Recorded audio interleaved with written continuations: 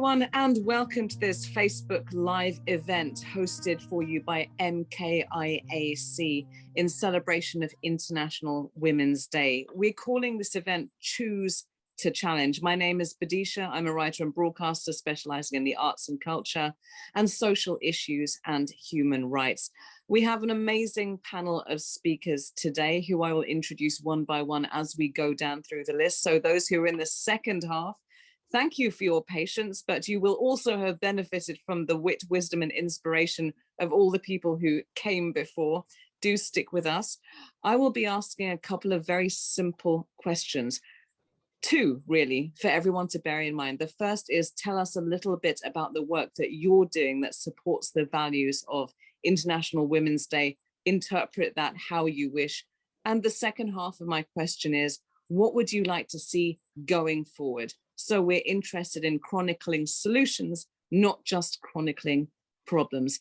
A quick heads up, Amila Begum, who was supposed to be with us today, sadly can't be with us because of very good family reasons related to health. Our thoughts are with her. She's getting on with stuff, life stuff. But just to introduce her and give her the honor that we owe her, she's a radio presenter of the popular weekly Women's Hour with Amila show on Unity FM. So do tune into that show on Unity FM when she's back and well and with us again. Thank you to everyone at MKIAC for hosting this event. We will run to about a little bit past 12, but we'll chop through this very quickly. Without further ado, let me introduce our first speaker, Countess Elizabeth Howe. Elizabeth Howe is Lord Lieutenant for Buckinghamshire. She chairs Heart of Bucks, the County Community Foundation, and is patron of Milton Keynes Islamic Art, Heritage and Culture. Her background's in education, which is reflected in her commitment to schools and young people. Welcome. I think I really want to begin by those two very simple questions. First, what is it that you're currently doing that you're engaged with? And secondly, how would you like to see things change moving forward? Everyone will have about 4 to 5 minutes, and I will just hold up my hand politely when we're nearing the end of that. Countess Elizabeth Howe, over to you. Adisha, thank you so much. And I'd like, first of all, to start by thanking Anwar. He's worked so hard to gather a very representative group of women together for us to share our thoughts and feelings about the pandemic and the effect it's had on women. So from my point of view, COVID-19 has had an absolutely devastating impact on women in the home, in the workplace, on finances and mental health. And the founder of the Women of World Festival, Jude Kelly, actually stated the speed with which everyone reverted to gender stereotypes was striking. So women have been fighting to have their voice heard for centuries. And in this country, of course, Emmeline Pankhurst's suffragette movement and the momentum women gained from it is very much threatened by the regressive behaviors which we've seen throughout the pandemic. So my question is, how can we regain that momentum? How can we ensure that steps towards parity with men in all walks of life are seen? Now, many areas of life we know are heavily dominated by men. And if you take my role, for example, there are 97 Lord Lieutenants throughout the country and currently only 16 women. So I have the honor of being the first woman to be appointed in Buckinghamshire. And as Lord Lieutenant of Buckinghamshire, I even have a male title. There is no such person as a lady lieutenant. To give you the context, this is an historic role dating right back to King Henry VIII's time. A lieutenant was appointed to every county to act as the king's right-hand man. And at that time, it was unthinkable that a woman could hold the title, despite the fact that the High Sheriff's role had had some notable female representatives. But the person appointed to the position of lieutenant of a particular county was almost always a peer of the realm, and therefore he became known as Lord Lieutenant. Today, he is identifiable whilst on duty by a military-style uniform and a sword which hangs by his side. But the more recent appointment of women to the role has given rise to questions about visibility when on duty, since we do not have a uniform apart from a brooch. Happily, the question of a uniform for women is being addressed. So I suppose, who might you ask is a Lord Lieutenant, and what do I do and what can I do? My principal role is to uphold the dignity of the Crown and to act as a support to Her Majesty in her capacity as head of state, where she acts as the focus for national identity, unity and pride. And I work within the bounds of the county, and should a particular request for a representation, say at a royal visit in Silverstone, where the county boundary goes right through the middle of the circuit, I have to seek the permission of the neighbouring Lord Lieutenant. My role is essentially an outward-facing one, organising royal visits, promoting and presenting honours and awards on behalf of Her Majesty, and giving encouragement to the voluntary sector and the business community. And I work closely with the military in the county and assist with the recruitment of magistrates. The role, importantly, is strictly apolitical. So whilst the system remains inherently male-dominated, the Queen provides the lead for me through her commitment to a life of public service, to upholding the British values of the rule of law and mutual respect, individual liberty, and the understanding of other faiths and cultures. So I've been saddened, but not altogether surprised, to learn that women have been disproportionately affected by the pandemic. It's not just a health issue.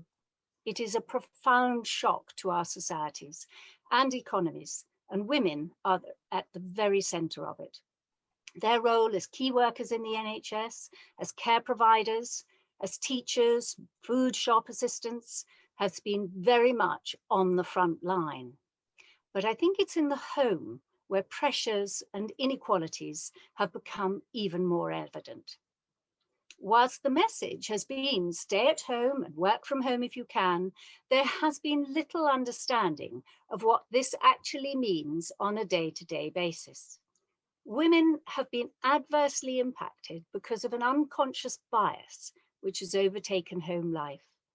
It is the woman who has picked up the bulk of the household chores, whilst also trying to juggle her own work and that of her children.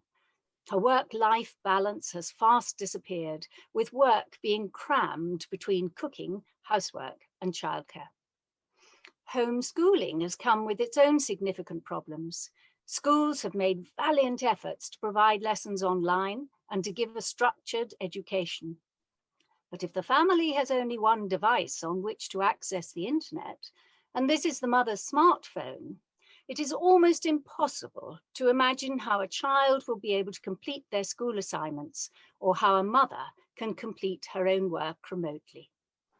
It's a sad reflection on our society that in many cases, the man in the household will have his own office space and his own PC or computer. But the woman copes with the phone whilst perched on her sofa or sitting in the kitchen surrounded by all the paraphernalia of home life and children. IT deprivation has had significant consequences for the education of our young people and the successful homeworking by a mother. Many women have reported feeling less valued and that the work-life boundaries have become increasingly blurred and mental health concerns have come to the fore. Women have been routinely furloughed first, and they've been the first to lose their jobs, many of which were in retail, leisure and hospitality, almost all of which have closed down. Research by the Runnymede Trust has demonstrated that the pandemic has amplified gender inequalities. And furthermore, their CEO states, when we say women have been hardest hit, it is the poorer women, it is Black and ethnic minority women. And tragically, when households are placed under increased strains that come from security, health and money worries, coupled with cramped and confined living conditions, levels of domestic violence spike. There has been a marked increase in the reporting of domestic violence, and I fear that the reality may be even worse, as in many instances, it's gone unreported because of the difficulty of accessing the phone or computer to alert someone.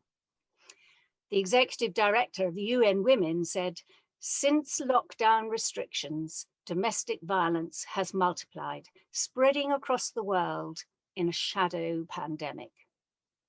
And of course, there's a further tragedy unfolding, that of the plight of women who fear walking alone in the streets of our capital. And there are too many women who report stalking, but their voices are given scant regard. We've been trying to understand the very sad death of Sarah Everard, who was abducted and subsequently murdered as she walked home from visiting a friend. Our thoughts and prayers are with her family. So we've reached a critical time for action, a time when women worldwide need to take the lead in demanding the economic support and stimulus packages needed for broader recovery. But also time for women to gain all those important positions of leadership where their voices can be heard. Collectively, we must keep the spotlight on the issues facing women: pay disparities, expectations in the home, violence against women. And we must look for opportunities to address inequalities. Men can and must play an important part in the struggle for parity for women, but without women leaders, it is hard for voices to be heard. Women have stood at the front line of the COVID crisis and demonstrated their extraordinary dedication and commitment. And we need to acknowledge and celebrate this commitment and push for greater decision-making powers in the future. In the words of the International Women's Day theme, we can choose to challenge, looking critically at areas such as education, the media, and the law, so that we can invest women with the power to lead conversations about change. Whilst we all hope that COVID-19 will have only been a moment in time, I very much hope that it will have served as a catalyst for change. The MP Caroline Noakes, chairman of the Women and Equalities Committee, says recovery from the pandemic might well be the biggest challenge facing women since the Pankhursts took up the struggles to give women the vote well over 100 years ago. It is down to us to make our voices heard and to enable and empower women in our society to effect change. So I shall do all I can as Lord Lieutenant to act as an ambassador for women's issues. And so to conclude, in celebrating International Women's Day with you all today, I look forward to a brighter society with increased numbers of women leaders, where we can start to repair the damage wrought by the pandemic and to continue to build a more just society. Thank you very, very much indeed, Countess Elizabeth Howe. Lieutenant, not Lieutenant. I apologize for that mispronunciation up at the top. I'd now like to bring in Manira Williams, who will probably be commenting on many of the issues that Elizabeth Howe brought up, particularly the reference to the pandemic and the healthcare challenges and their relationship to gender inequality. But of course, Manira, that's entirely up to you. I don't want to over-editorialize what you're about to say. Manira Williams is a healthcare project manager who regularly contributes to BBC Two's Pause for Thought. She's developed skills in community arts research and mental health project management, and she's also currently writing her first play with English Touring Theatre. Her first official poetry collection will be released in 2021 with Burning Eye Books. Manira Williams, over to you. Do keep your eye on my screen. If you see my hand flash, it means that you have 1 minute left. To non-broadcasters, 1 minute. Well, you are a broadcaster, Manira, so you know how long a minute is, but it's a lot less than everybody thinks. Manira, over to you. Thank you so much for having me here. Thank you so much to Anwar for allowing me to be a part of this conversation. It's interesting because normally I'm very prepared and I have like a long speech and, you know, of what I'm going to say. And I haven't done this because, you know, I know Anwar in various capacities. I know him in my professional life as a mental health worker. I also know him in my professional life as a cultural producer and as a poet. And oftentimes I'm introduced to people or people ask me to introduce myself. And I'm not quite sure what to say, you know, because both things are, I mean, in the eyes of people, they may seem very separate, but for me, they're very they're very closely related. They're very much the same thing that I'm trying to do in each of them. So I think about sometimes, what is it that I do and what is it that I'm trying to do? And I think overall, when I think about my work in mental health, when I think about my work in poetry, when I think about the various community projects that I've been a part of, and when I think about broadcasting, what I'm trying to do is to tell stories. So I see myself as a storyteller, although you will not look back on my CV and see storyteller as one of my job titles. Essentially, this is what I'm trying to do, because I think actually what's missing in society is diverse stories. We hear stories that are given to us by the news, and these stories may be true. We hear stories for our families, and these stories may be true. We hear stories through our friends, and these stories may be true, but what we're not hearing is the range of stories coming together. And so what I try to do in my work as a mental health worker is get people to express themselves about how they're feeling, about their backgrounds, because we can't separate the fact, particularly when we're thinking about young people. I work with young people from the ages of 11 to 25. When we're thinking about young people, actually thinking about their experiences being young, most of the people that I work with are Black people or people of color, thinking about their ethnic background, thinking about their financial situation where they live. These stories do contribute to some of the health issues that they're having, to some of the issues related to mental health that they're having, and we can't separate these things. When I try to communicate my story as a poet, you know, oftentimes people talk to me about their mental health issues and how these stories or these poems or these words that I've said have helped them to think about, you know, how they feel about life, or help them to think about their moods, or help them to think about how they communicate with people. And I think in the society, what we need to do, and what I try to do, is to listen to other people's stories. I spend a lot of time talking. I spend a lot of time talking, whether it be on the radio, trying to convince people to fund the organization that I work for. I spend a lot of time talking, but actually what we need to do is a lot more listening. And sometimes also listening without a lens. Oftentimes in society, particularly when it comes to women, there's a lens that we put women through. We put women as the hardworking independent woman, or the mother, or, you know, the single woman, all of these different lenses, where actually we can be all of these. Or maybe like you have someone who is a mother to someone and they don't have a child. Maybe you have a hardworking mother who's at home looking after her children. You know, maybe the independent woman, someone can be independent and in a marriage situation.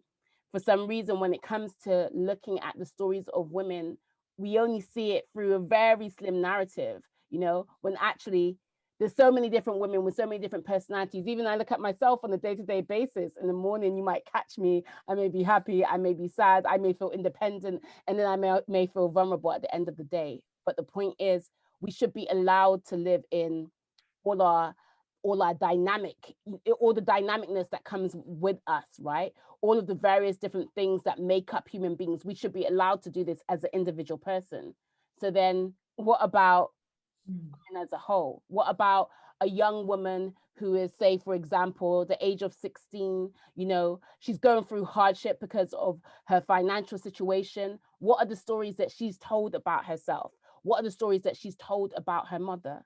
Oftentimes when I'm working with young people, particularly is interested in the area in which I work. I'm from Bristol, and I work in what you would call Eastern Central Bristol mainly.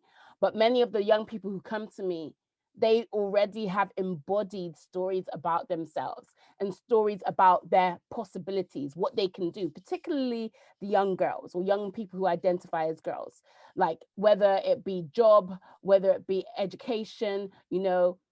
A lot of the conversations that I'm having is about trying to reframe what is possible for them.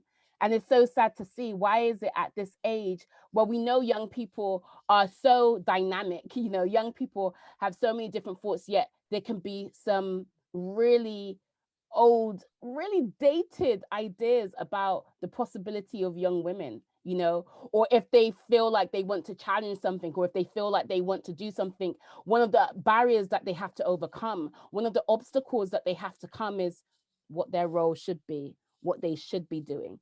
And actually, sometimes these things aren't even really true, but somewhere in their mind, they've held on to a story. No one may have not said this to them per se. Their parents may not have said, You could only fall into a particular role. You should only get a particular job. But something about the way in which society is structured still makes young girls feel like there are only particular roles for them. So what do I try to do? I try to tell stories. I tell different stories so that they hear different realities of the world. I try to tell the stories of women from this country, women from various other countries, maybe even in their own city that they don't know about, because these things are a challenge at the moment, but the hope is in the future, these things are just normal. We just accept young girls for who they are. We accept young girls for their dreams and for their hopes and for the various different things that they want to do. I wanted to share a poem with you. This particular poem I wanted to share with you because I guess oftentimes when we talk about trigger warnings and when we talk about things that trigger us, we think about, when we hear something about a negative experience that we've been through. But actually, for some of the girls that I work with, they see their world through a negative view. They see their world as a negative experience. So when they hear positive things about themselves, it's really difficult for them to swallow. When they hear praise or when they hear about how wonderful they are, how clever, how talented, how beautiful they are, this is triggering for them. And so I wrote a very, very short poem called Triggered, and it goes like this. Bismillah.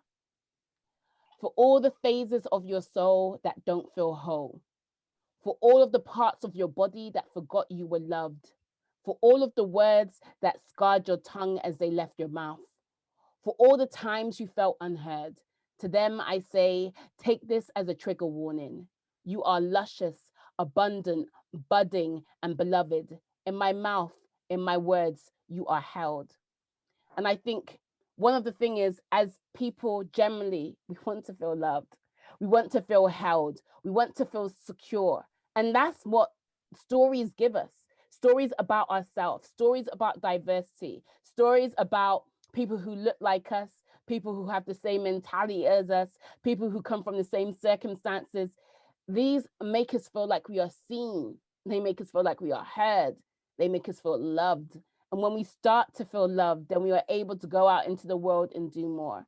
So yeah, what do I want to see in the future? Really, I want to hear more stories. I want to spend more time listening to people. I want us all to spend more time listening to people and to make people feel loved in their love language. Their love language may be support. Their love language may be encouraging words. That we don't know what their love language is, but if we just try to express love in different ways and listen to people, we will start to learn about each other. And that's really all I have to say today. So thank you so much for allowing me to be a part of this. Thank you so very much indeed for energy and inspiration. And thank you for that poem as well. We're going to go straight on to Dr. Amina Das. At the moment, we know that she has to get off at 11:45. And just to give you a sense of the running order, we'll be speaking to Dr. Amina Das, then Dr. Julie Mills, then Elaine Hans, then Evelyn Nadirata, then Mariah Priestley, Samira Dynam, Lipa Nessa, and finally Andrew Geary, who's going to be heroically patient with us while hearing the wisdom and support of everyone else. Thank you very much for sticking with us.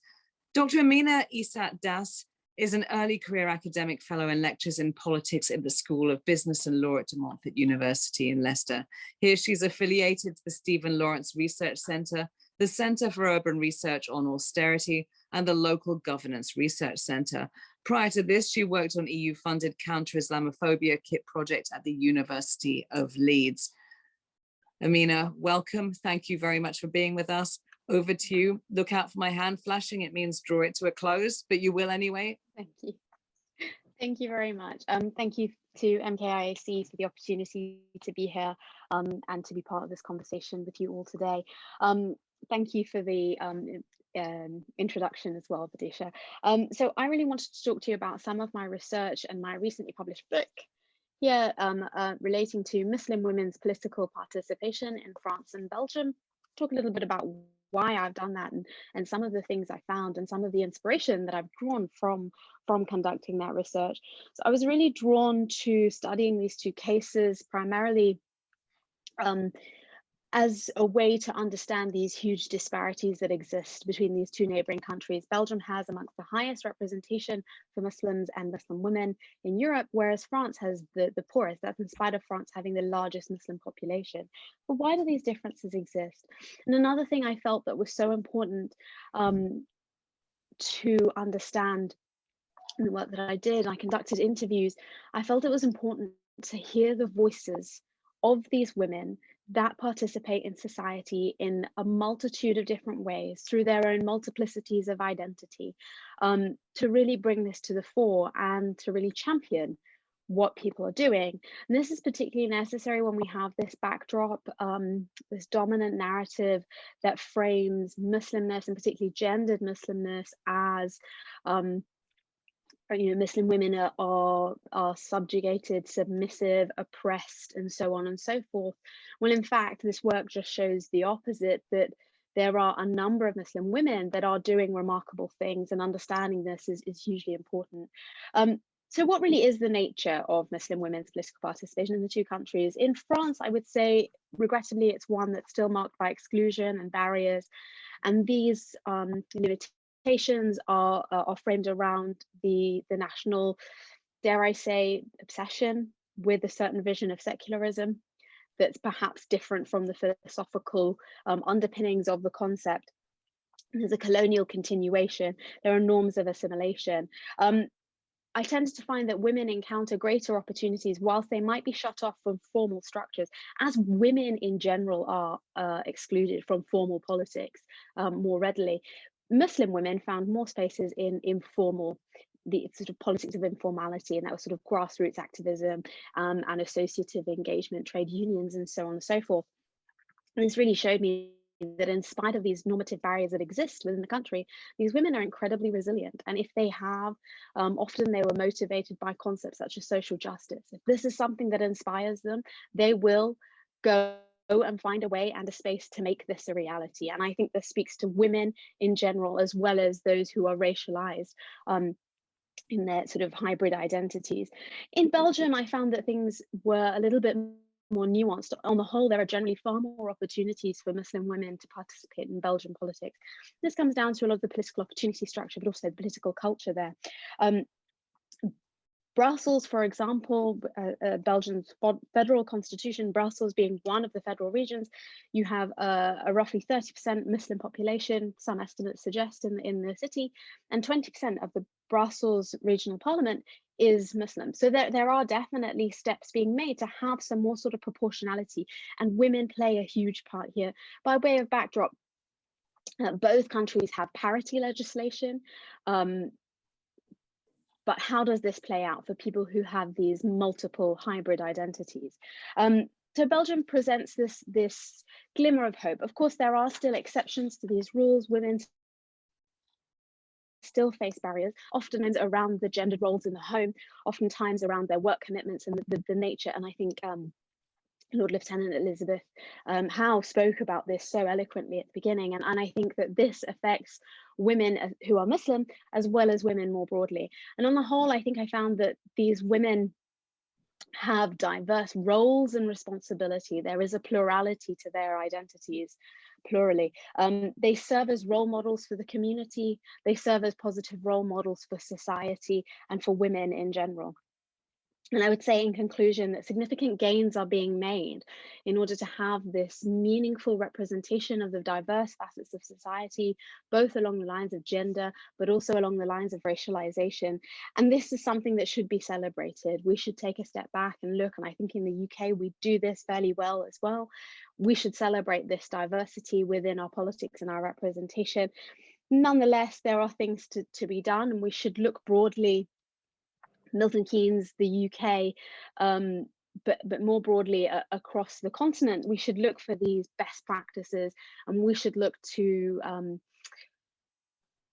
really bring them to the fore and to celebrate them and to include them more in our own everyday life. And I think that this meaningful representation, the challenging of these gendered ideas around Muslim women allegedly being subjugated, politics is a way in which we can challenge a lot of this and work towards more meaningful cohesion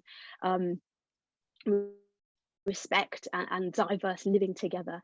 So yeah, that's all in relation to my recently published book. Thank you ever so much for the opportunity to speak. Thank you. I'd now like to invite in Dr. Julie Mills, who I will introduce in a moment, just to give a heads up to Elaine Hans, who will be following Julie, and Evelyn Nadirata, who will be following Elaine. Back to Julie Mills. Dr. Julie Mills is CEO and Group Principal of Milton Keynes College and highly respected on education, skills, social justice and diversity. She's been featured by BBC, ITV, Huffington Post, the Times Education Supplement, and many more, and is a passionate advocate for diversity in inclusion.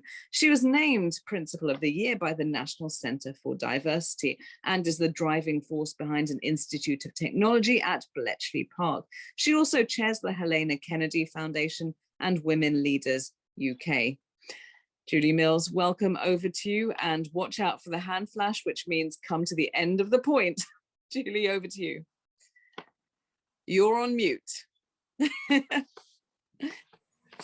Thank you so much for that introduction. I'm sure, like everybody else on this call, you think that somebody else is being described when you hear those kind of rocket pitch introductions. But thank you. I'm really thrilled to be here, and I really like this year's International Women's Day handle, the Choose to Challenge, because to me that speaks about an active response. It speaks about doing things deliberately and in an engaged way. And I think as I've been reflecting and thinking about the opportunity to be with you all today and to share some thoughts, I've really reflected on the fact that I'm at the stage of my career now where I am able to get involved in some of those bigger things in that active space. So I'm really proud of the charities that I lead and the work that they do. And there's, they're fed by volunteers who again are active, who make choices, who challenge, who take action to try and tackle disadvantage and try and promote and support women and other beneficiaries. We were thrilled, for example, at the Helena Kennedy Foundation, one of our alumni was recognised as a young global leader this year, Malika. She's a member of the Pakistan National Assembly now. And, that's kind of, it's such a fantastic thing to think that actually the work of the volunteers in that charity have helped so many individuals, but really helped a young woman get an amazingly powerful voice. And reflecting on the fact that at this stage in my career, I can do some of that bigger stuff, and I can speak out as CEO and, encourage and challenge and speak, has also made me reflect on actually when I started. I remember my first speech to the whole staff at the college when I was newly appointed principal, and I looked out across the crowd and it really shocked me that people were listening. And I really warmed to everything that Manira was saying earlier on, the importance of listening. And I thought actually in this CEO powerful role, you could very, very easily get sucked into just broadcasting, because actually when you speak, people listen, and that's both daunting and potentially intoxicating. So really what I want to kind of focus on, and my challenge to myself going forward is not to stop doing those big things and being the voice and advocating and trying to influence where I can, but actually to be much more focused on the small things, on the micro decisions, because those are the day-to-day interactions that I think are so important to change culture and to change behaviour across the piece. It kind of struck me that if all I'm about in this leadership role is broadcast, then actually what happens when I stop?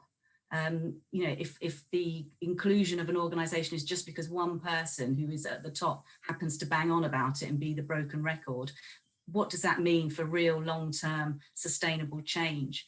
So for me, going forward, those micro decisions, that really encouraging everybody to see every interaction and every decision they make as an opportunity to be more inclusive, is something that I really want to work on and take forward in my big role, but also in my smaller roles.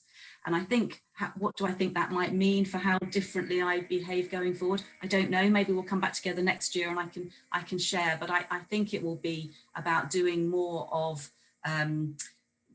showcasing other people, actively giving my support, being an ally alongside being a voice as well. And something that I want to do within my own institution is to really make sure we have those opportunities for listening to each other and for listening to our communities and broadening the voices and the stories that we hear, and include all of those voices and stories in those decision making. So whether decision making is big or little, that everything is taken as an opportunity to promote inclusion. And I think really, I'm so desperate to hear from everybody else that I really do think that's all I want to say, Vidisha, and I thank you all for the opportunity.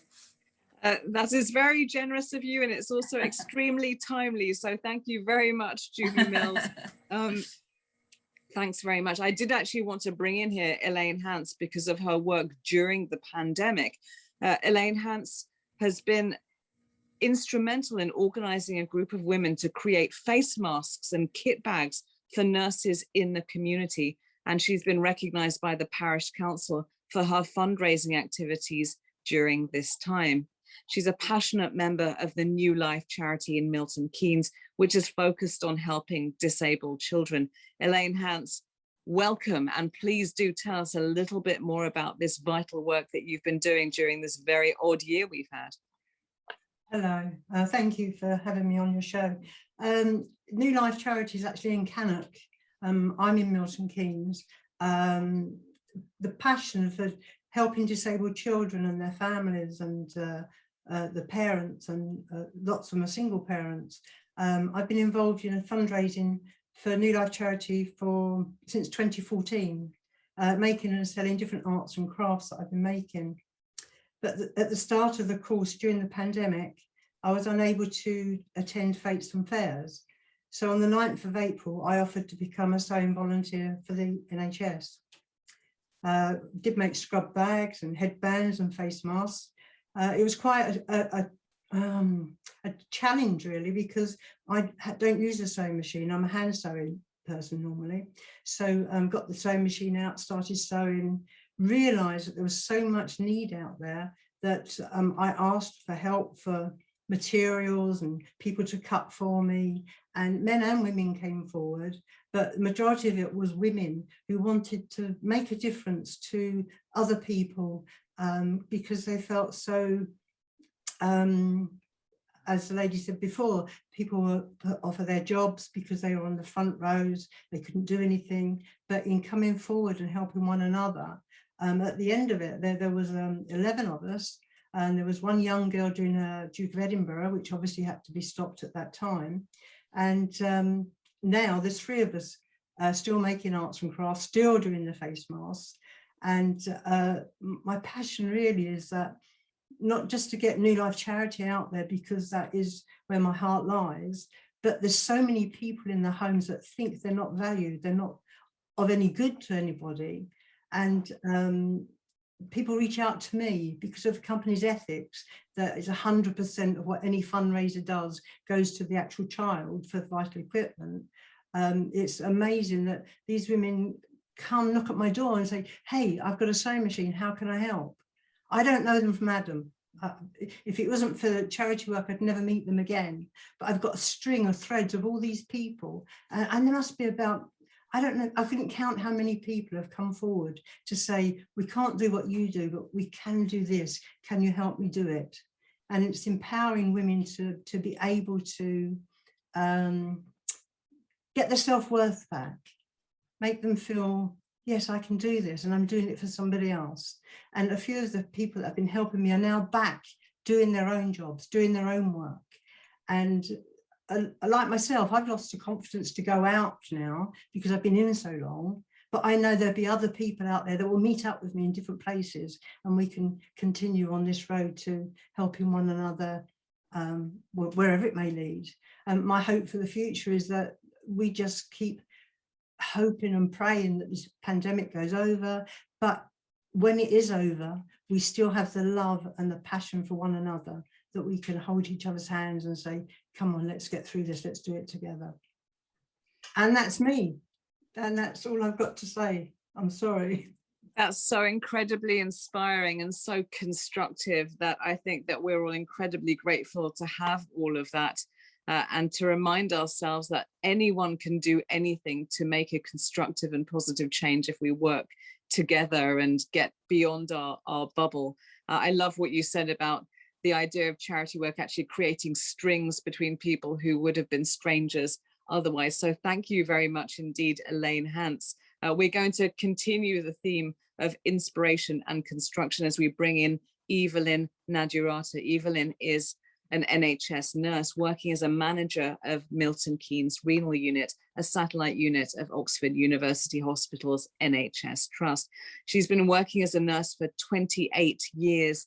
20 of those are in Milton Keynes, and she's spoken very eloquently about nursing during the pandemic and it being challenging and an incomparable time. I don't want to use up too much time introducing Evelyn because I think we really want to hear from you.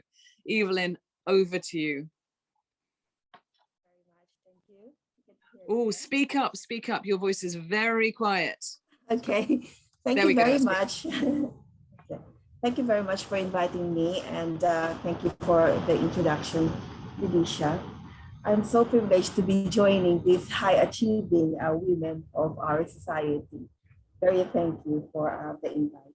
I just want to share with you what my contribution in as a woman nurse manager coming from an Asian background as well during this pandemic. Nursing during this pandemic is incomparable, as I said, as you have said. I've not seen anything like it in my entire 28 years nursing. We have faced so many challenges the past year that we've never encountered before, like the lack of or shortage of PPEs, low supply of medical supplies, equipment, and the quick spread of the infection among patients, nursing, and medical staff. It was overwhelming. Staff have come to me crying, anxious, and worried about coming to work. We were all worried about contracting the disease and passing it on to our families. I had to encourage them to focus on what we do best as nurses. We provide an excellent care to our patients and support our colleagues in every step of the way. I myself did not want to be ill as I have a unit to run, staff to support and lead, and patients to care for. I think I got lucky. Luckily, we had made lots of changes at work and ways of working, adhering to government guidelines and based on scientific evidences. I had to keep my staff well informed and constantly reassure them like a mother.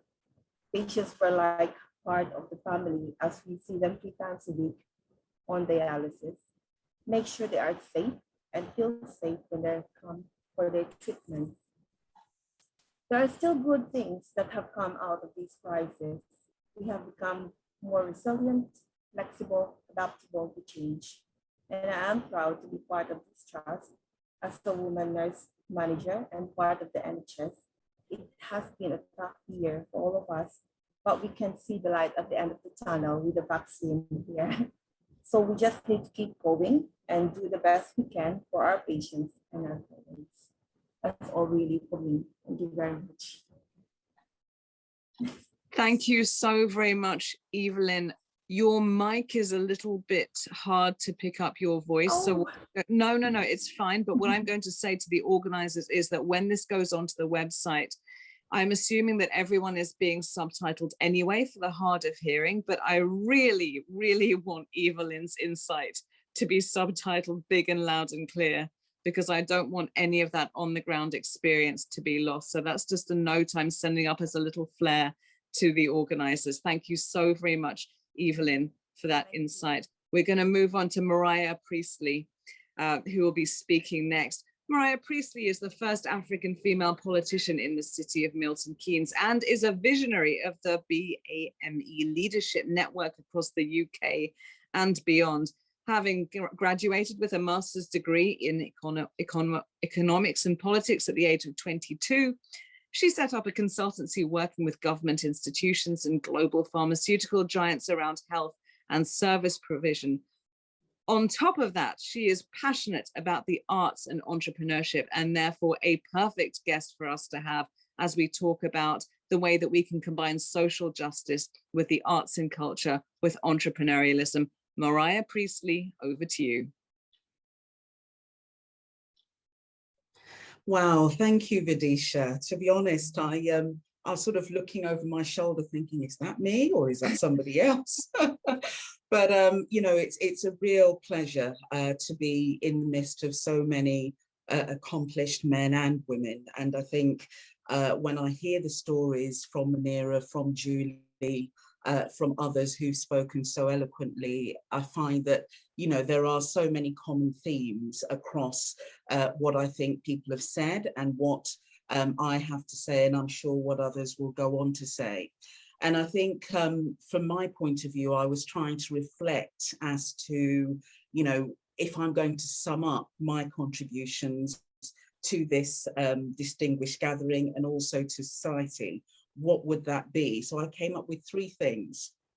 The first one, I think for me, is about enabling women to catalyze new paradigms. So to be able to reframe the art of the possible. And I'm taking from, I think it was Manira's very good talk a couple of minutes ago.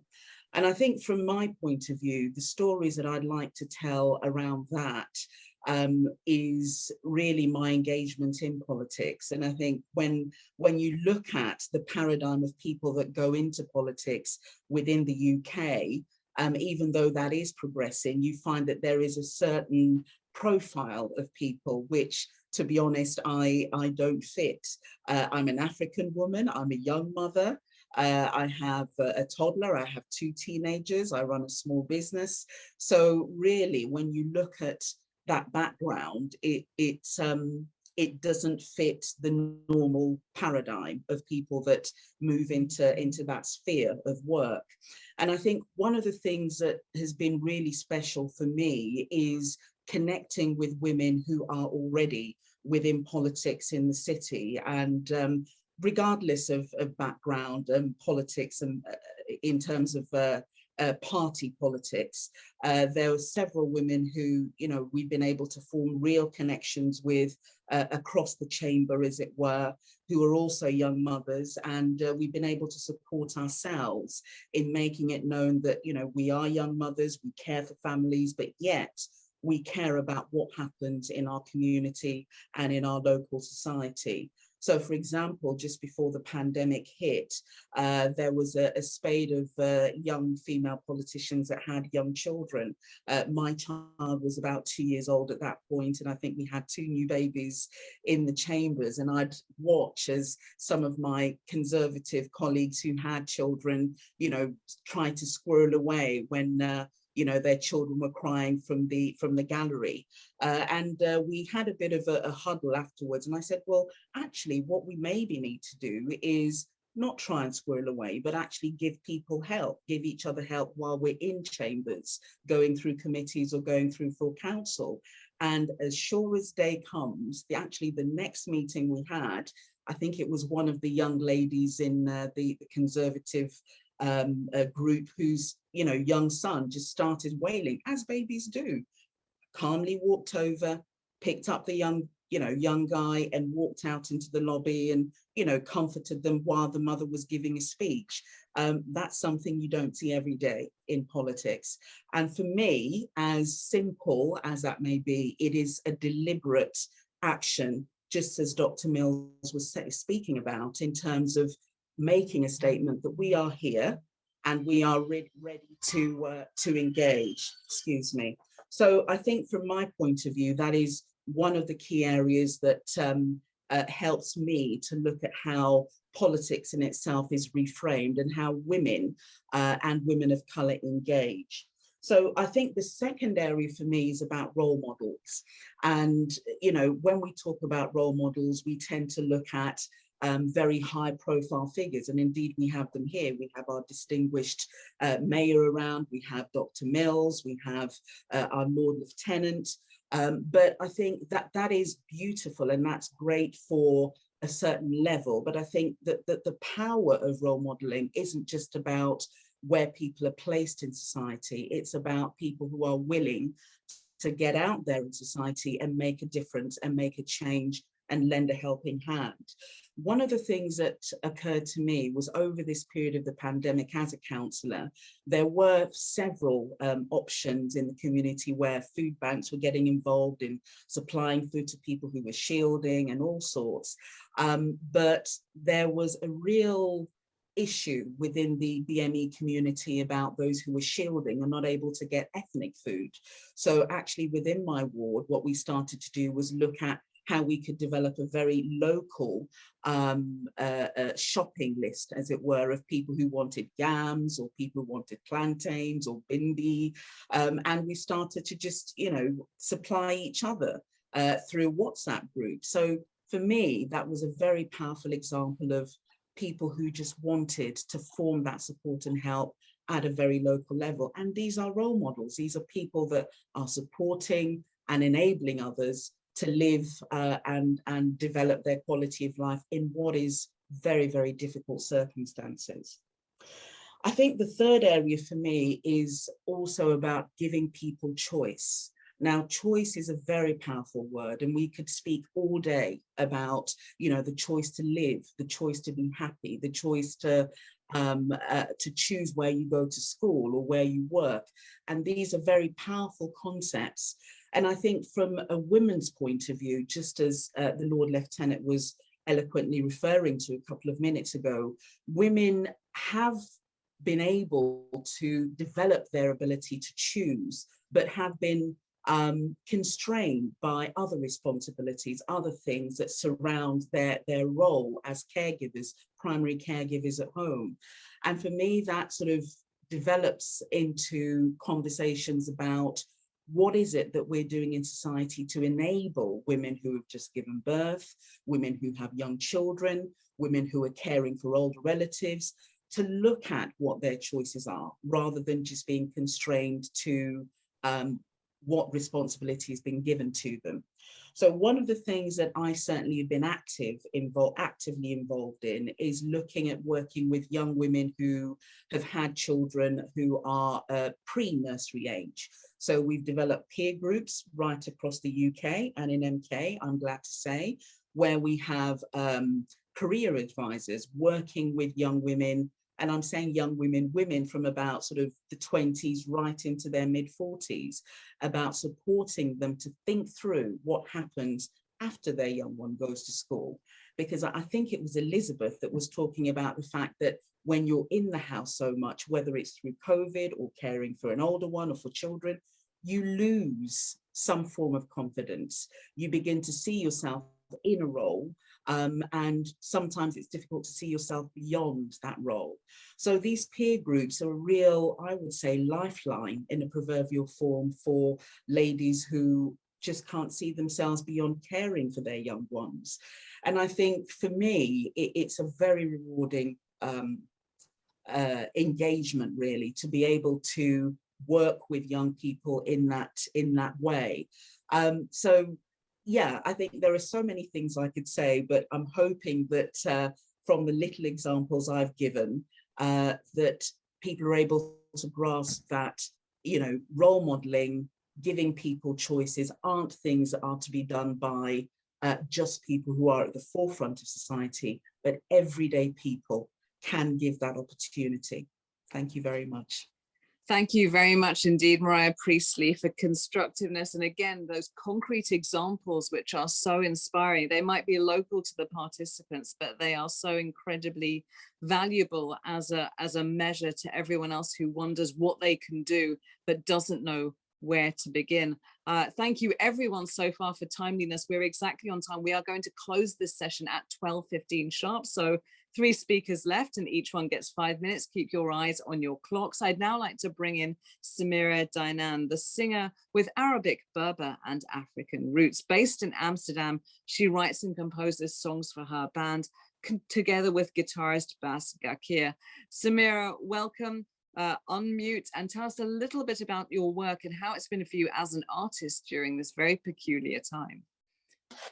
Yes, thank you so much for having me here, and it's such an honor and inspiring to be among these interesting and diverse women.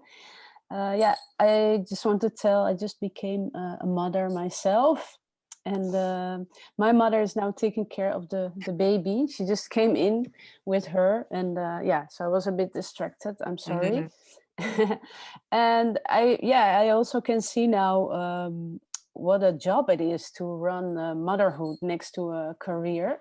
I think it's almost not possible, especially when it's the first child. And luckily we have support for daycare in the Netherlands, but still, yeah, you only have 3 months before you have to pick up your career again. And I think motherhood is very much underrated. Yeah, and next to this, I am a singer and a writer, born in Amsterdam from a Dutch mother and a Moroccan father. I always yeah, I'm busy to connect these roots, these cultures. And I get really much inspired by the blues from the Sahara. And also because the culture in the Sahara, it's around the women. The women, they are the boss. They are the front of the house, and also they have much more freedom than you can think of. Also, it's a Muslim community, society, but it's the men who wear the veil and not the women. And yeah, I think a lot of people don't know about the diversity of Muslim cultures. And also, for example, in Morocco, you have a very large diversity in music, which is also connected to spirituality. And the thing for me is like, it's not like Islam, it's against music or something like this. It's that's also made up by older men with beards. And I think the music is a very big part also of Islam and culture. And I think that's a thing to cherish, and that's also a thing that I like to spread among among the communities in Holland, like the Dutch community and the Moroccan community. And also, yeah, by choosing a career as a musician, writer, I actually gave up a career as a lawyer. I studied law, and because out of idealism, I thought I could help and defend a lot of people. But yeah, it didn't go fast enough for me, and I thought it's much better to reach a lot of people when I'm singing or writing. And yeah, in this way to also inspire people to look beyond the veil of Muslim society and see how diverse it is actually. And I have a band. It's called Samira's Blues, and where I just mix blues music with Arabic music and also Berber music. There's also a lot of difference between Arabic and Berber communities, and I think in Holland the main Moroccan community is from Berber origin. So when you refer to them in Arabic or as Arabs, you also deny their roots. It's very important to to also have idea about the real roots of the people, and also to make them feel proud of it. And I also sent a little link of a video I made with Bas, with the guitarist of the band, Dutch guy, and a very talented player in Arabic, and now also Sahara music, where I introduced him to. Oh, my baby is talking also with me. And maybe you can have a look at it. It's a song by the Tuareg hero Bombino. And well, the Tuareg is also a different story, but they are the Berbers from Sahara, and they also have a very free and rich culture. And they also mix their traditional music with modern blues and electric guitars.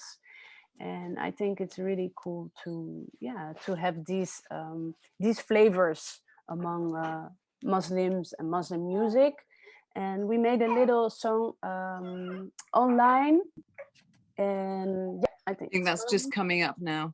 Yeah, and it's about the freedom of nowadays girls, and that men should not take advantage of that, because they dress more freely maybe, or they don't live with family because they go to study.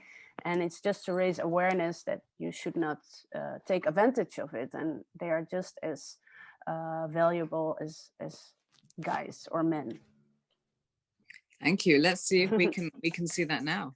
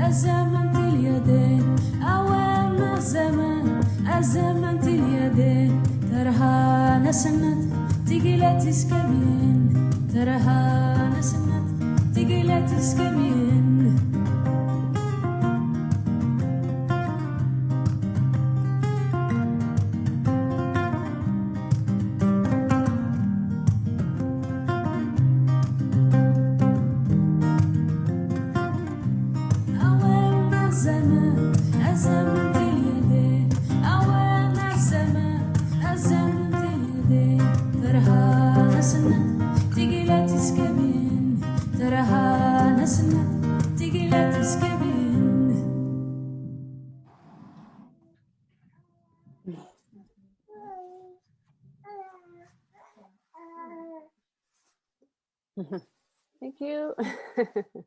Thank you so very much for that, Samira. Your voice is absolutely amazing. It's like ice and silk together. It's incredible. I immediately want to go and listen to more of your music. Samira Dynam, thank you very, very much indeed. I'm sure that everyone who just heard that is immediately going to connect with more of your body of work. We're coming towards the last 10 minutes of our session. I want to bring in Lipa Nessa, who's been incredibly patient, as has Andrew Geary. So thank you very much. Lipa Nessa is the co-founder of the podcast, I Think She's Offside, taking all things women's sports and aiming to give a voice to the local community and underrepresented individuals within it. She's formerly a semi-professional footballer and is now a grassroots coach, sports activist, youth board member, and ambassador at the Youth Sport Trust. She's the innovation lead at the FA National Youth Council, where she can impact football on a more national scale. Lipa, hugely inspiring. You have 5 minutes. Watch out for my flashing hand, but over to you. Assalamu alaikum and hello everybody. Thank you for having me. Thank you, Vidisha, for hosting very well. I've enjoyed it so much being here today amongst very established people. I'm very new to my journey, still trying to figure out who I am, not only as a woman of color, being a Muslim woman, and just being a woman in general, to be honest. And I embark upon several journeys, and the reason for it is because I never had the representation as a child. So I thought, instead of complaining, instead of whining, let's be that representation within my local community, locally, nationally, and even internationally, because why not? We are only succumb to our barriers if we let them, right? So my view is, if you have the means to change, then change it.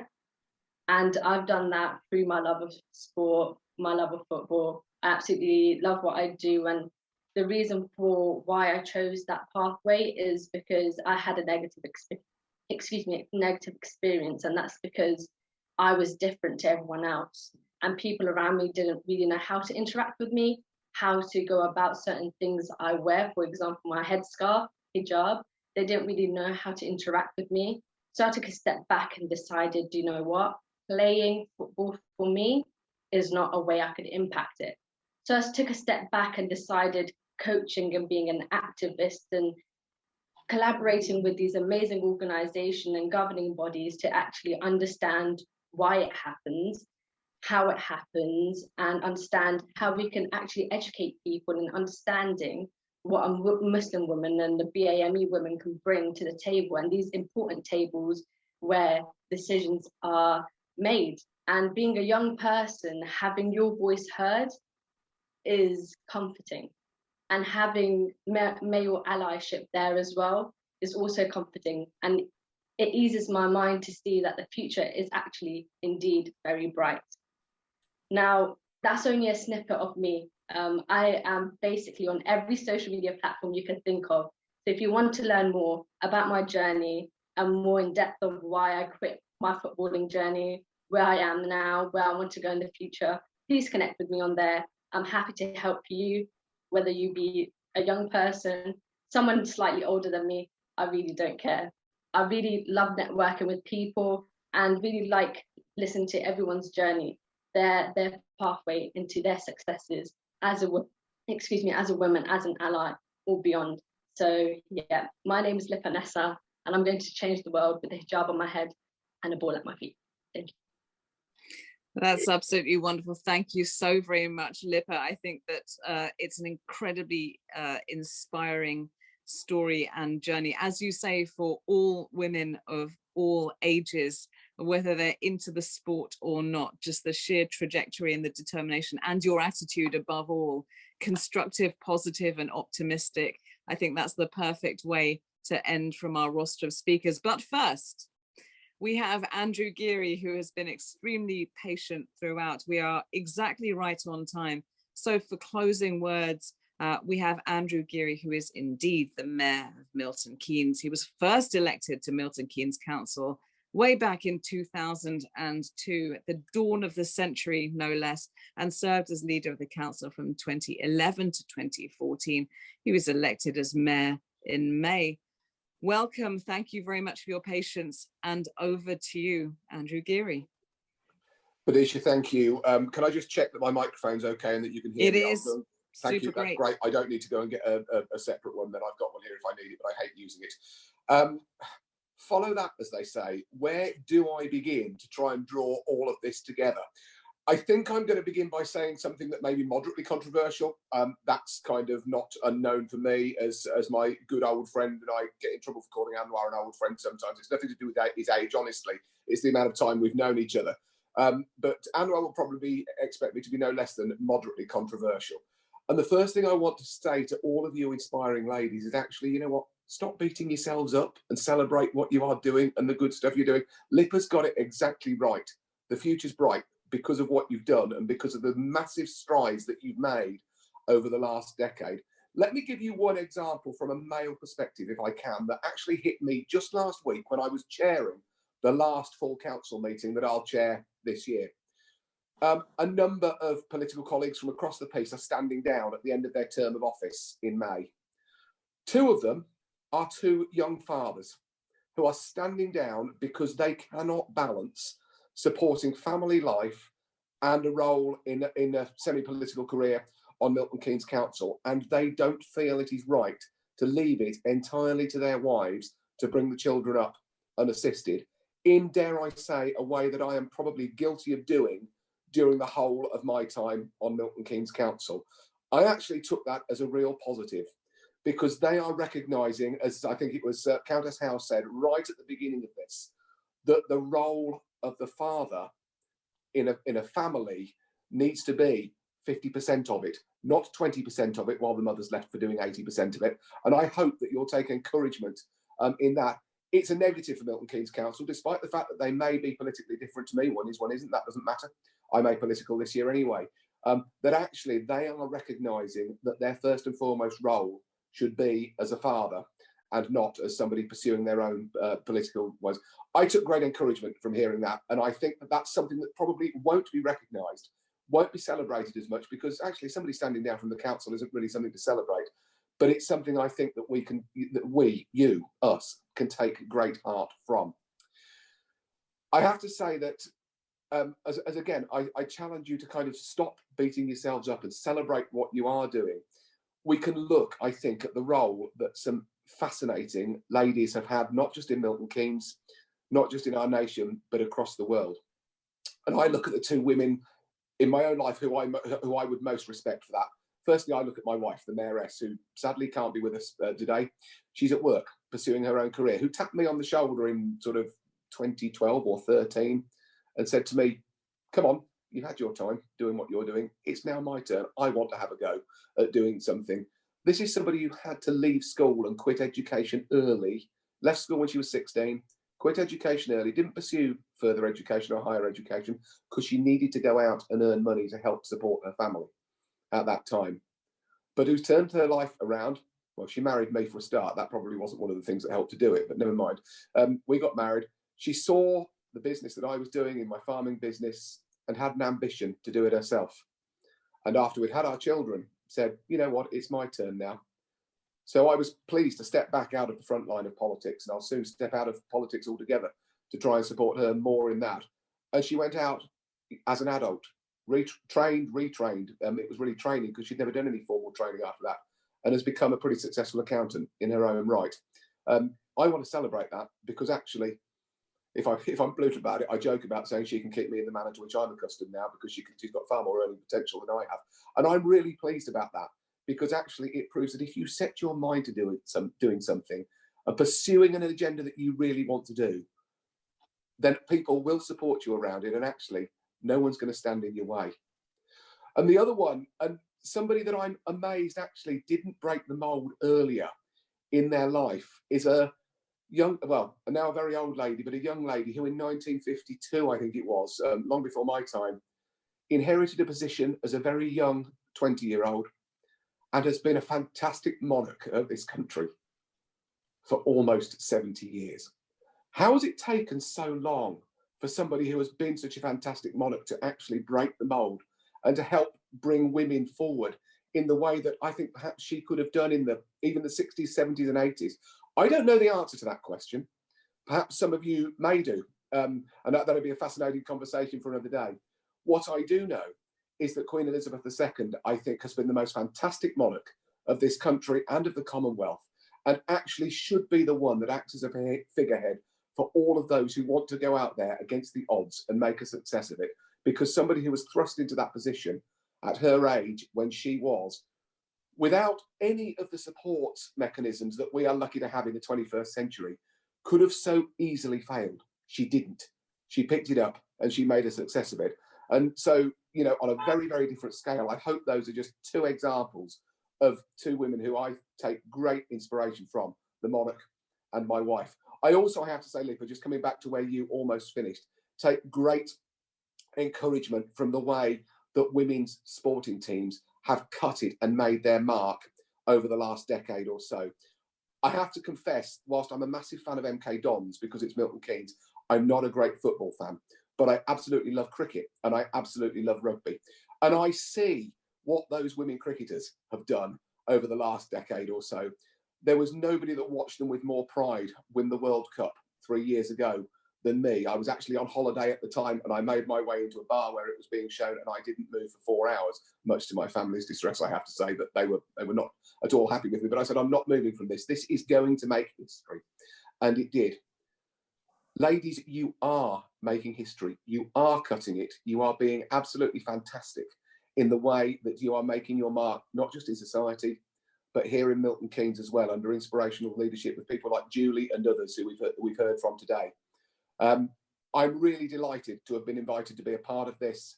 It's been great for me to be part of the International Women's Day celebrations, and I say that as a male mayor. And I hope that in a small way, I've managed to do my part in actually making sure that we do continue that change which has begun for the better. Because actually, regardless of race, gender, colour, creed, We all have a part to play. Let's make sure that the path for all of us is equal in that. Thank you. Thank you very much indeed, Andrew, Geary. That's a wonderful and very fitting close to this session. We're pretty much right on time. I think we can be proud of ourselves for that. But above all, we can be proud for the sheer level of inspirational activity and dynamism that we've had from a range of our speakers today over the last hour and a quarter.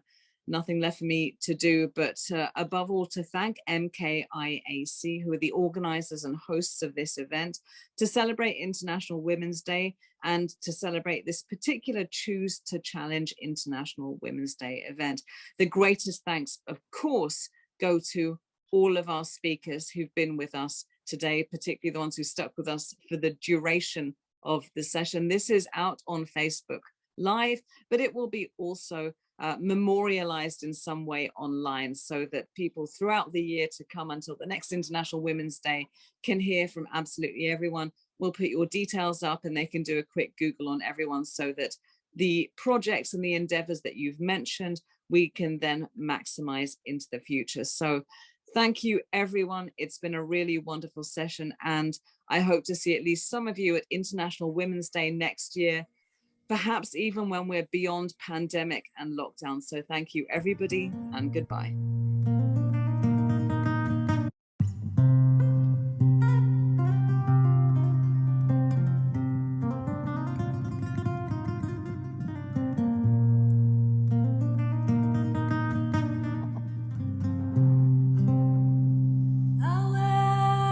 الزمن الزمن تليا